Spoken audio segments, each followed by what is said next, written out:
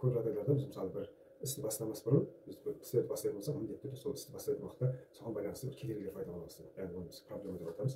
Кедергі деген не, кедергі қалай пайда болады, осының барлығын мен сіздерге кішкене сызып отырып түсіндіріп беремін да.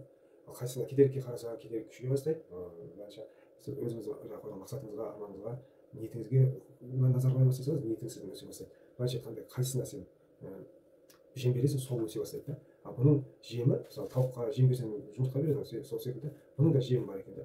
Бұның жемі энергия. Қайсысына сіз жем бересіз, қайсысына сіз внимание аударасыз, соған сіз энергия бөле бастайсыз.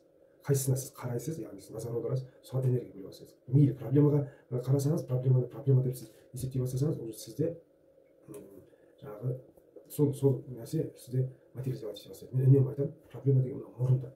Мысалы өзіңіз ойлаңызшы, қазір отырыңыз да мұрныңызға өзіңіз қараңыз. Мұрныңызға қараңыз да, мұрныңыздың ұшына қараңызшы. Мұрныңыздың ұшына қарасаңыз, сіз жан-жағыңызды көрмейсіз, тек қана мұрныңыздың ұшын көріп тұрасыз да. Болды, басқа еш нәрсе көріп тұрған жоқ. Көргенмен сізге анық емес та.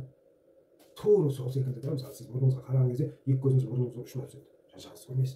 Есептеңіз, проблема мұрным деп, проблеманы қараңыз да, мұрным менің проблемам деп қараңызшы. Енді сіз проблемаға қарасаңыз, мұрынға, сіз еш нәрсені көрмейсіз мына жағында. Ал енді сіз мұрныңыздың ұшына қарап отырып машина айдап көріңіз. Бірінші болып сіздікі.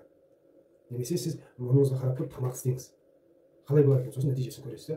Дәл сол сияқты енді мұрынды кесіп тастай аламыз ба? Біз мұрынды кесіп тастай алмаймыз. Проблеманы да кесіп тастай алмайды екенбіз да. Бұл екеуі сол ұқсайтын нәрсе да. Сіз проблема шығып жатса, мен мұрным деп қараңыз. Мұрныңызға қарамаңыз. Мұрныңыз бар, байқыз қарамаңыз. Сол сияқты сізге не көрсетемін, сіз көрсетейік, түсінікті болар. Мен балдарыма кеше көрсетсем, балдар көрсетсем. Түсіндіргендерді түсіндіріп отқаным ғой, соны түсіндіріп қалдырып кеткенмін. И соның жағында суретті салып қойды. Сол көрсетті дегенім.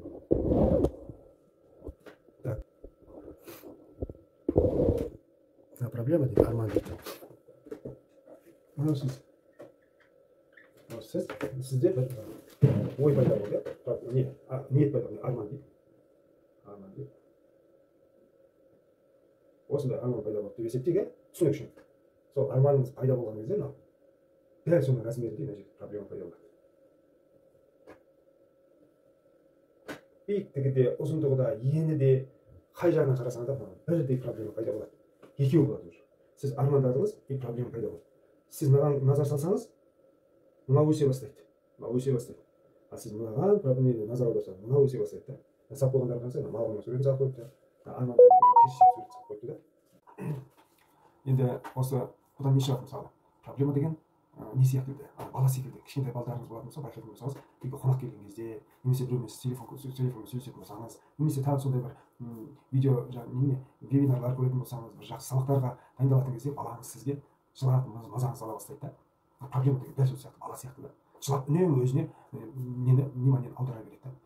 Сондай хитрый да, бала секілді да, жылап сізді аяған болып, сізге сондай қорқытқан болып, түрлі жолдармен сізде өзіне вниманиесін аударады. Проблема не? Сіздер аударатын нелері сізді қорқытып аударады.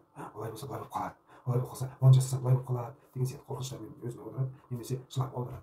Бала секілді. Сол енді вниманиеңіз сіздің сол проблемаға алып кетпес үшін сіздің арманыңыз мықты болу керек. Кәдімгі мықты болу керек, мен жасаймын. Жаратқан ниетің мықты болу керек та. Жаратқан ием, осы жолға мен осы жерге барамын, осыны жасаймын жаратқан ием. Сенің разылық үшін жасаймын. Мен Аллаға қарай ысырып қоя беріңіз да. Аллаға қаншалықты сіз тапсыра бастайсыз, соншалықты сізде проблеманы жеңе бастайсыз да.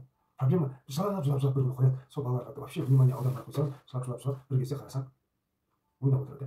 Сол сияқты проблема өзімен өзі кетіп қалады. Сіз қаншалықты проблемаға мән бересіз, соншалықты ол өсіп отырады. Бала секілді. 1 жас, 2 жас, 3 жас, 4 жас, 5 жас, 6 жас, бір күні ең кездерде жігіт болады ол. Дәл сол секілді біз сол баланы сол проблема өсіреді екенбіз. Сондықтан назарларыңыздың барлығы мақсаттарыңызға болу үшін. Болу керек. Ал мақсат, проблемаға біздің вниманиеміз аударылмас үшін біздің мақсатымыз мықты болу керек. Кәдімгі біз ол мақсатқа жетпесек, осы жанымыз шығып кететін секілді, өміріміз бітетін секілді солай қарауымыз керек. Сол кезде проблема жылап өшетін болады. Рахмет сіздерге.